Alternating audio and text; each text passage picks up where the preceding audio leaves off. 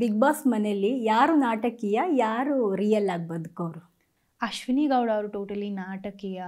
ಅಂದರೆ ತುಂಬ ಪಾಯ್ಸ್ಡ್ ಆಗಿ, ಪೊಲೈಟ್ ಆಗಿ, too good to be true ಅಂತ ಹೇಳ್ತಾರಲ್ಲ, ಅಂದರೆ ಅತಿಯಾಗಿ ಒಳ್ಳೆಯವರಾಗಿ ಯಾರು ಕಾಣ್ತಾರೋ ಅವರು ಪ್ರತಿದಿನ ಪ್ರತಿ ಕ್ಷಣ ಆ ಒಳ್ಳೆತನನ ಕ್ಯಾರಿ ಮಾಡಬೇಕಾಗತ್ತೆ.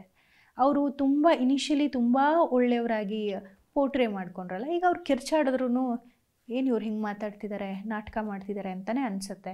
ಅವ್ರು ನಮಗೆ ಪರ್ಸ್ನಲಿ ಗೊತ್ತಿಲ್ಲ, ಅವ್ರು ವೈಯಕ್ತಿಕವಾಗಿ ಹೇಗಿದ್ದಾರೆ, ಅವ್ರ ಜೊತೆ ನಾನು ಕೆಲಸ ಮಾಡಿಲ್ಲ. ಸೊ ನಾನು ಅವ್ರನ್ನ ನೋಡಿರೋದು ಬಿಗ್ ಬಾಸ್ ಮನೆಯಲ್ಲಿ ಮಾತ್ರ. ಬಿಗ್ ಬಾಸ್ ಮನೆಯಲ್ಲಿ ಅವರು ನಾಟಕೀಯ ಅಂತ ಹೇಳ್ಬೋದು, ಪರ್ಸ್ನಲಿ ಅವ್ರು ಹೇಗೆ ಅಂತ ನನಗೆ ಗೊತ್ತಿಲ್ಲ. ಸೊ ರೆಸ್ಪೆಕ್ಟೂ ಇದೆ, ಅದರ ಜೊತೆಗೆ ಬಿಗ್ ಬಾಸ್ ಮನೆಯಲ್ಲಿ ನಾನೇನು ಹೇಳಿದ್ದೀನಿ ಅದು ಸತ್ಯನೂ ಇದೆ. ರಿಯಾಲಿಟಿ ಜನಕ್ಕೆ ಗೊತ್ತಿರುತ್ತೆ. ನೀವು ಹೇಳಬೇಕು, ನಿಮ್ಮ ಅಭಿಪ್ರಾಯ ಅದಷ್ಟೇ. ಅಂದರೆ ಜನರ ಕಣ್ಣಲ್ಲಿ ಯಾರು ಕಾಣ್ತಾರೆ ಅನ್ನೋದಲ್ಲ. ಅದೇ ಹೇಳಿದ್ದು ನಾನು, ವೈಯಕ್ತಿಕವಾಗಿ ನನಗೆ ಗೊತ್ತಿಲ್ಲ, ನಾನು ಅವ್ರನ್ನ ಭೇಟಿ ಮಾಡಿಲ್ಲ, ಅವ್ರ ಜೊತೆ ಕೆಲಸ ಮಾಡಿಲ್ಲ.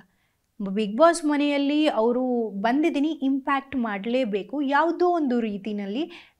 ನಾನು I have to get the attention ಅನ್ನೋದು ಅವ್ರ ತಲೆನಲ್ಲಿದೆ.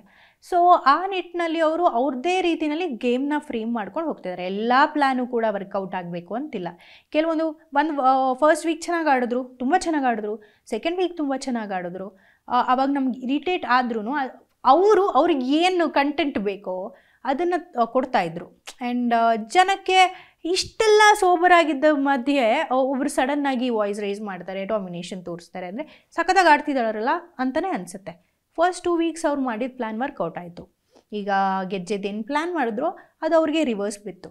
ಸೊ ನಾ ಹೇಳೋದೇನೆಂದರೆ, ಕೆಲಸ ಒಳ್ಳೆಯದು ಮಾಡಿದ್ದಾರೆ, ಇಲ್ಲಿ ಅವ್ರು ಮಾಡಿದ ಪ್ಲ್ಯಾನು ರಿವರ್ಸು ಆಗಿದೆ. ಬಟ್ ಈಗ ತಿದ್ದುಕೊಂಡು ಸರಿದಾರಿನಲ್ಲಿ ಹೋದರೆ she might be one of the final contenders. So ಅವ್ರ ಮೇಲಿದೆ.